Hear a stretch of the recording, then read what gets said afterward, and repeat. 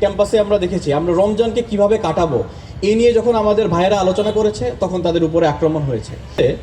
যে এই যে কোরআনের প্রতি বিদ্বেষ, এই কোরআনের প্রতি বিদ্বেষ, যারা কোরআন বিরোধী শক্তি, ইসলাম বিরোধী শক্তি আছে, তাদের যেই জীবনের যেই উদ্দেশ্য, সেই উদ্দেশ্যের সাথে একদম নিহিত।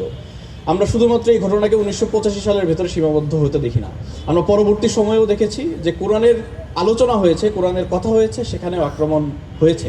এই ক্যাম্পাসে আমরা দেখেছি, আমরা রমজানকে কিভাবে কাটাবো এই নিয়ে যখন আমাদের ভাইয়েরা আলোচনা করেছে তখন তাদের উপরে আক্রমণ হয়েছে। আমরা দেখেছি এই বটতলায় যখন ঠিক এরকমই একটা ক্রীড়া প্রতিযোগিতার আয়োজন করা হয়েছিল, সেটার প্রতিবাদে তখনও আমরা দেখেছি যে কারা এই প্রতিযোগিতার আয়োজন করছে, এখানে কারা তেলাওয়াত করছে, প্রত্যেকের ব্যাকগ্রাউন্ড চেক করা হচ্ছে।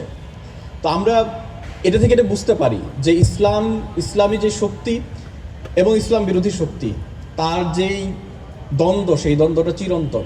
এটি কোনো সময়, কোনো ভূখণ্ডের মধ্য দিয়ে সীমাবদ্ধ করা আসলে সম্ভব নয়।